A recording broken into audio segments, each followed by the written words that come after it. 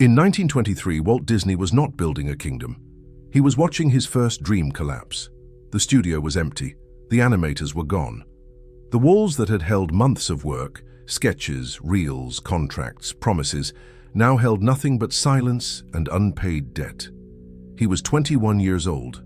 No company, no income, no clear next step. Before Mickey Mouse, before Snow White, before the castle, the theme park, the empire that would one day span every screen on Earth, there was a young man sitting in the wreckage of his first business, asking himself a question that no one outside that room would ever hear. What do I do now? The story of Walt Disney is not the story of a man who dreamed big and succeeded. It is the story of a man who failed, lost control, failed again, and built something permanent, only because each loss forced him to understand something he had not understood before. The empire did not begin with a castle. It began with a collapse. Walter Elias Disney was born in Chicago in 1901 and grew up in Marceline, Missouri, a small town where, by his own account, he spent more time drawing than doing almost anything else. He was not a prodigy in the conventional sense. He was not academically distinguished. He was not from money. What he had was attention, a specific kind of attention that locked onto movement, on story, on the way images could carry emotion if arranged in the right sequence. He drew on whatever surface he could find. He sold small sketches to neighbors. As a teenager in Kansas City, he studied cartooning at night while working other jobs during the day. He served briefly as an ambulance driver in France at the end of World War I, returning home still a teenager, still uncertain of his direction, but certain of one thing: he wanted to make things move. Back in Kansas City, he got a job as a commercial artist. Then he found a partner, and they began experimenting with short animated films, hand-drawn stories called laugh-o-grams, fairy tales reimagined with a modern, irreverent edge. The local audience responded, and Walt Disney made the decision that would teach him his first great lesson. He decided to build a studio. In 1921, Walt Disney founded Laugh-O-Gram Films in Kansas City. He was 19 years old. The studio attracted a small group of young, talented animators. There was energy in that room. There was the particular excitement that comes from believing you are at the start of something real. They produced a series of animated fairy tale shorts, clever, charming, and technically ambitious for their time. Walt secured a distribution deal. The future looked possible, but the business was fragile in ways that enthusiasm could not fix. The distributor proved unreliable. Revenue did not arrive when expected.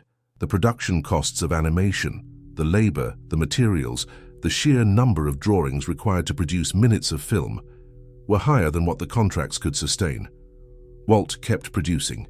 He kept hiring. He kept believing that the work itself would solve the financial problem. It would not. From the outside, Laugh-O-Gram Films looked like a young studio with momentum. From the inside, it was quietly running out of time. There is a particular kind of business failure that does not announce itself. It accumulates slowly, in missed payments, in renegotiated terms, in mornings where the energy is still there, but the math no longer works. That was Laugh-O-Gram Films in its final months. Walt Disney, at 20 years old, understood creativity. He understood storytelling. He understood what made an audience lean forward. What he did not yet fully understand was that a business is not kept alive by vision alone. It is kept alive by structure, by cash flow, by the unglamorous discipline of knowing exactly what comes in and what goes out, and what happens when the two do not align. He was about to learn that lesson at a cost he would never forget. In 1923, Laugh-O-Gram Films filed for bankruptcy. The studio closed, the animators left. The equipment was sold to cover what could be covered. Walt Disney had no company, no income, and, by several accounts, so little money that he was eating sparingly and his rent was in arrears. He attempted one final project before the closure, a short film combining live action with animation called Alice's Wonderland. He did not finish it in time for it to save the studio, but he kept the reel. That detail matters. We will return to it. For now, consider what that moment actually was. It was not merely financial loss. Anyone can understand losing money. What is harder to name, and harder to survive, is what happens when a failure destroys your first image of your own future. Walt Disney had built that studio not just as a business, he had built it as proof. Proof that his ideas were real, that animation could be an industry, that a young man from Missouri with a drawing talent and a specific vision of what stories could do on a screen had a place in that world. The bankruptcy did not just take the company. It took the first version of the future he had imagined for himself. He had not only lost a business, he had lost the argument he had been making quietly every day to himself. That is a different kind of loss, and it requires a different kind of response. In the summer of 1923, Walt Disney packed what he had and boarded a train to Los Angeles. He was going to Hollywood, not because Hollywood had called for him, not because he had a deal waiting, not because he had solved the problem of money or structure or the business of animation. He went because he had run out of alternatives in Kansas City and because his brother Roy was already in California, recovering from tuberculosis at a veterans hospital. This was not a triumphant arrival. This was a man in his early 20s with a single unfinished film reel, a suitcase roughly $40, and the particular kind of determination that has nowhere else to go. He tried first to break into Hollywood as a director. The studios were not interested, so he returned to animation. Together, Walt and Roy Disney formed what would become the Disney Brothers Studio, operating initially out of their uncle's garage, then a small rented space. Roy was not the creative force of the partnership, but Roy Disney is essential to understanding how this story ends. Where Walt dreamed in images and story, Roy understood numbers, negotiation, and the mechanisms of a business that could actually survive. The combination of the two brothers, Walt's imagination and Roy's financial discipline, was not incidental to what the Disney company would eventually become. It was the structure the first studio had lacked. Walt had the unfinished Alice's Wonderland reel. He used it as a demonstration to pitch a new series, what would become the Alice Comedies, shorts combining a live-action girl with animated characters. A New York distributor named Margaret Winkler agreed to fund the series. The Disney Brothers studio was in business. It was not glamorous, it was not secure, but it was alive, and Walt Disney was learning. By 1927, the Disney studio had built enough momentum to take on a new project. Universal Pictures, through producer Charles Mintz, commissioned a new animated character. Walt and his team created Oswald the Lucky Rabbit, a charming, flexible character who proved immediately popular with audiences. The series was a genuine success. And then Walt Disney went to New York to renegotiate his contract. He expected a raise. What he received instead was a reduction. Mintz made the terms clear. Accept the lower rate or Universal would take Oswald and produce the series without him. Because the contract had been structured in a way that gave Universal control of the character, Mintz had the legal authority to do exactly that. He had also, quietly, already hired away several of Walt's key animators. Walt Disney returned to California without Oswald. This moment deserves more than a sentence. Walt had survived bankruptcy. He had rebuilt from almost nothing. He had found a partner, secured funding, created a character that audiences responded to, and built a small studio with real momentum. And then, because of the structure of a contract he had not examined closely enough, it was taken from him. He had learned at Laugh-O-Gram that creativity without financial structure could break a business. Now he was learning something harder, that creativity without ownership could leave the creator with nothing at all. The character was gone. Some of his team was gone. And the vulnerability that had cost him Oswald, the fact that he could build something real and still have it taken because of how the paperwork read, was something he would not allow to happen again. Disney had learned how painful it was to lose a company. Now he had learned how painful it was to lose control. The two lessons together would shape every major decision he made for the rest of his life. Mickey Mouse was not born from inspiration. He was born from necessity. In the weeks after losing Oswald, Walt Disney, along with his lead animator Ub Iwerks, created a new character, a mouse, cheerful, expressive, built on simple geometric shapes that were easy to animate consistently. This time, Walt Disney retained ownership of the character. That was not a small detail. That was the lesson of Oswald applied directly, immediately. in the most important decision of his career. The early Mickey Mouse cartoons found an audience, but it was the third short, Steamboat Willie, released in November 1928, that changed everything. It was among the first synchronized sound cartoons to achieve wide release, and audiences were astonished. Mickey Mouse became a phenomenon. But here is what the history books sometimes flatten. Mickey's success did not arrive because Walt Disney had finally gotten lucky. It arrived because Walt Disney had, by that point, been forced by failure and loss to become more precise about what he was building and who controlled it. The bankruptcy had taught him that a business needs structure. Oswald had taught him that a creator needs ownership. Mickey was the first character he built with both lessons in place. It was not magic. It was the application of painful, expensive, hard-won knowledge. By the mid-1930s, Mickey Mouse had made Walt Disney a known name. The studio was producing a steady stream of shorts.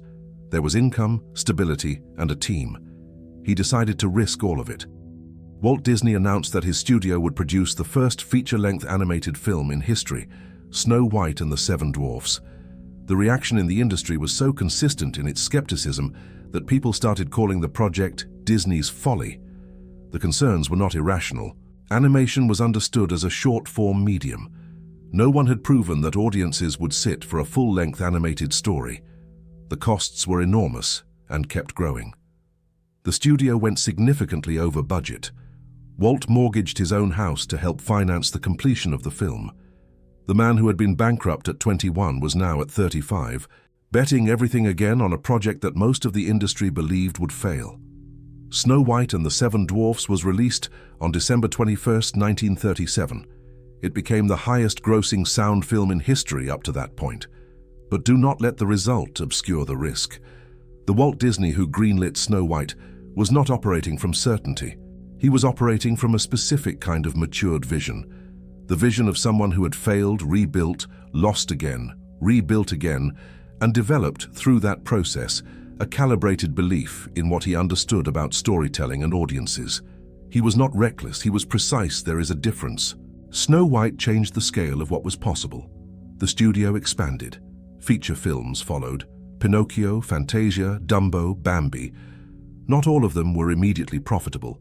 Fantasia in particular was commercially disappointing at first, but each one extended what the studio could do and what the Disney name meant.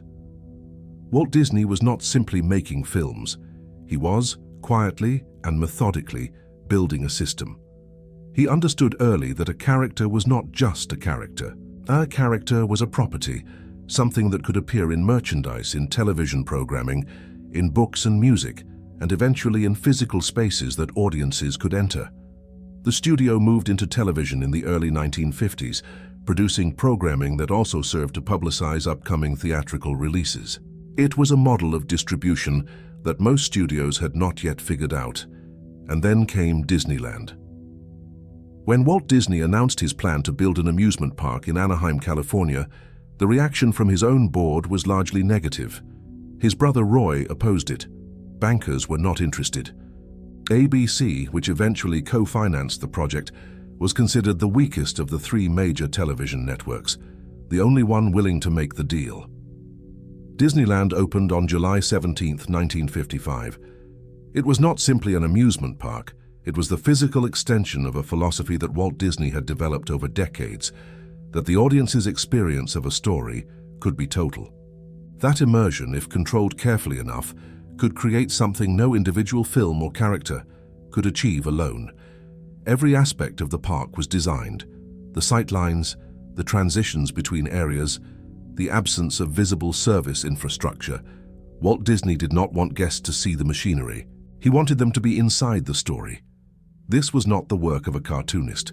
This was the work of someone who had spent 30 years learning, through failure and loss and reconstruction, that the space between an idea and an empire is filled not with magic, but with structure, ownership, and an obsessive attention to what the audience actually experiences.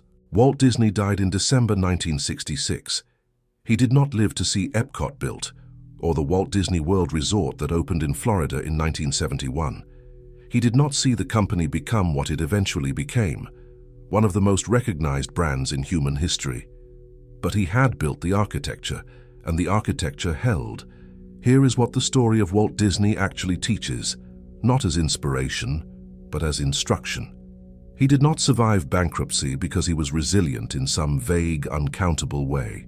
He survived it because the bankruptcy forced him to understand something specific, that a business cannot run on creative energy alone, that cash flow, structure, and financial discipline are not bureaucratic obstacles to vision. They are the conditions that allow vision to survive. He did not recover from losing Oswald because he found a better character.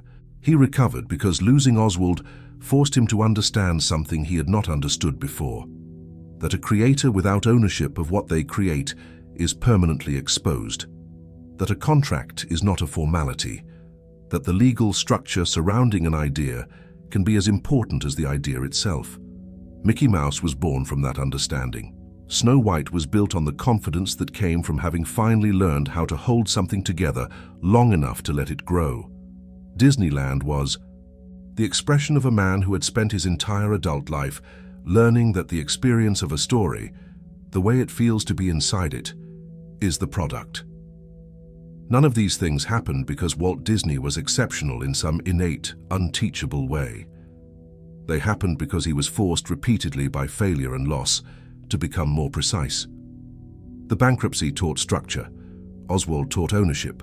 Mickey taught that control, applied to the right property, could build something lasting.